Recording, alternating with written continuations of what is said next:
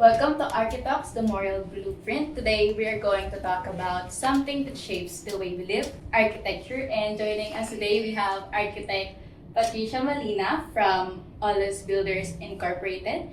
She has been working as a licensed architect for more than a year now. Ano po yung nag-inspire sa inyo para mag-pursue ng architecture? Was there like a specific person po or like a situation? Before kasi yung dream ko was really not architecture. I want to be a cartoonist. Yun talaga yung lifetime ko kasi maano ko sa freehand.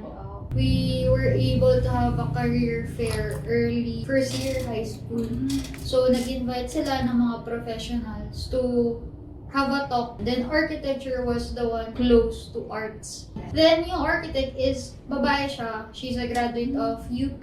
The way she explains architecture, very interesting siya kasi nung nakita namin yung ginagawa niya, the way he speaks na she designs buildings, she plans for people. Doon kami medyo naengganyo ng friend ko. Yun yung naging start ng dream namin. Usually po, di ba, sa architecture school, nababanggit po ng mga professor namin na kung ano yung pag-aaralan po namin sa school is more on theoretical, and once we go on the field, mas iba na po yung mundo doon. Ano po yung mga natutunan niyo outside of the school that you think hindi namin talaga matututunan within the school lang po? PUP itself taught me to be compassionate enough. Kasi coming from a private school ever since, so I never dreamed of PUP. Kasi nakita ko yung PUP, facility-wise, yung mga ganun. Alam naman natin yung danas na danas tayo, di ba? Doon ko nasabi na, ayoko di. Then, parang inabutan ko kasi yung may tuition pa kami. So, parang 1K siya per sem.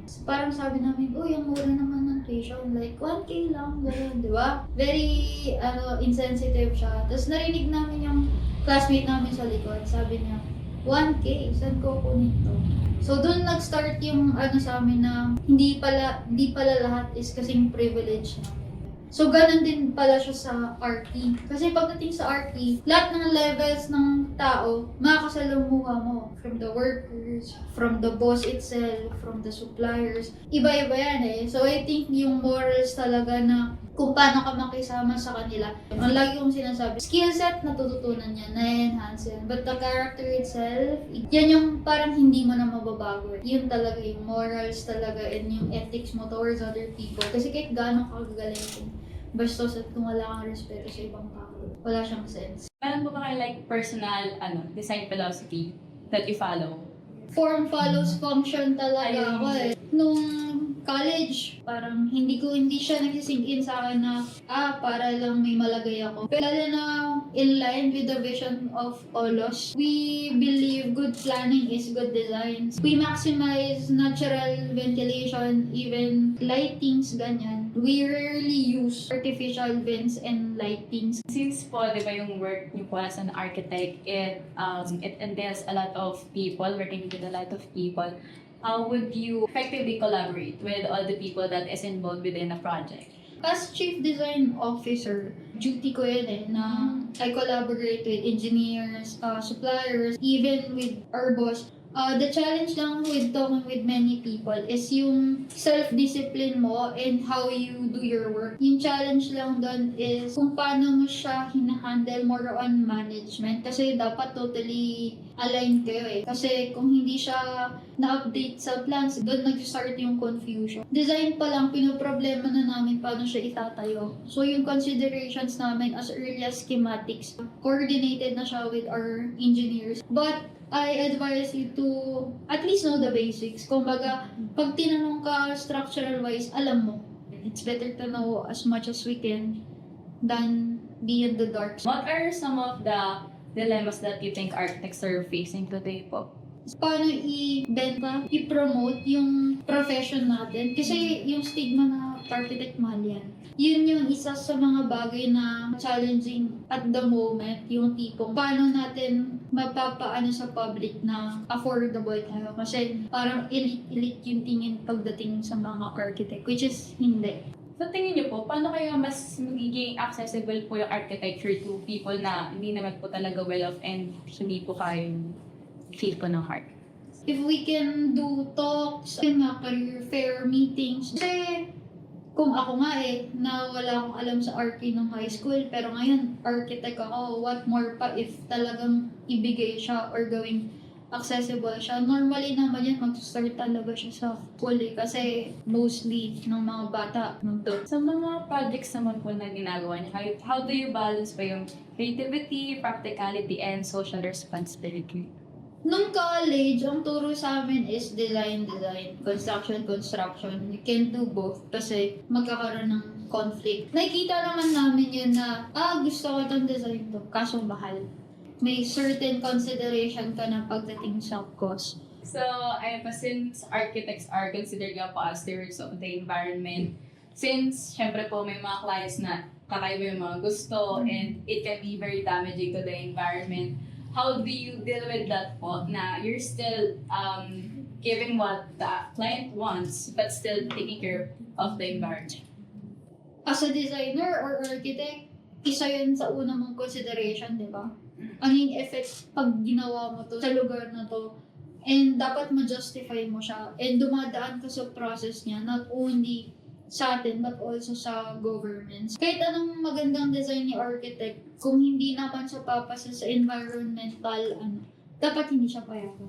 Few years back, there was an issue of potential displacement of IPs or indigenous people po to make way for the nuclear city construction. Personally, would you take the chance po to be part of the project kahit alam niyo po na maaaring ma-displace yung mga tao sa kanilang ancestral lands? Why or why not? If given the chance, nasasama ko doon. Ipopropose ko na hindi sila alisin. I-take advantage nila yung opportunity na nandun yung indigenous people, like the inclusivity. Ma-integrate po sila. Integrate sila kasi andun yung culture nila. Pag inalis mo sila, parang sila yung mahihirapan plus ikaw, para ka lang naglagay ng specific project or development sa isang lugar na hindi naman talaga nagre-reflect dun yung design mo. So, parang as duty ng mga architect, tutulungan mo dapat yung neighboring communities mo, hindi mo sila pahihirapan. Let's talk about something that's very relevant po today, yung issue nga po ng flooding. So, as an architect po, how can design help po kaya addressing the problems with flooding and how can it help in creating cities that are very resilient? More on design-wise, pagdating kasi sa design ngayon, pag sinabi mong modern, hindi siya built for a tropical country, diba? For a design to be fully effective, you must know kung ano talaga yung need nung location. Imagine if tinugma mo yung design mo sa location mo, sobrang resilient niya. Ba't ba mga nakaangat ng bahay kubo, di ba? Tumatak sa akin, sinabi ni Architect Ventura, siya kasi yung advisor ko nung thesis. Parang, my thesis was very simple, but effective to may primary users na tipong naki-question siya. So, ang sabi niya sa akin, hindi naman porket simple, ibig sabihin hindi effective. Yun nga yung talent natin, yun yung skill natin, di ba? Kahit gano'n pa yun kasimple, kaya mong gawin maganda yan. When you think po of sustainable design and planning, how they can be part of flood control and prevention? LGU na sana ang mag-start kasi before we design something, titignan namin kung anong requirements. Like Pasig, for example. Kaya ngayon wala siya masyadong flood problems kasi required lahat ng new construction nila to have their own culvert. So may sarili silang parang rainwater storage. Non-negotiable kay Pasig yun. Si Pasig din kasi nagko-conduct siya ngayon ng free consultation ng mga architects na ano. So I guess very helpful siya kasi at least doon nagiging reachable yung profession. For our last question po, what's your advice to young architects and students like us that wants to have or to be able to make a difference in our field? Sobrang lawak ng architecture and dami niyo pang madidiscover and eventually makikita niyo pa yung purpose niyo sa field. Yun talaga, morals, yung character talaga yung pinaka-important. Skills talaga, kaya niyo enhance yan. Learn from the best, yung mentors niyo na kaya niyong magtanungan, abuse niyo lang yung gano'n. To be better. Before we end po, what's one message you'd like people to remember about architecture, its purpose, and what does it mean to you? Architecture is not expensive. Architects very thoughtful pagdating sa design. So we answer every problem kung ano yung gusto niya. User-centric kasi tayo. Siguro yung creativity na lang din na yung tipong less harm sa environment. If we could do designs like that, then mas okay siguro yung ano.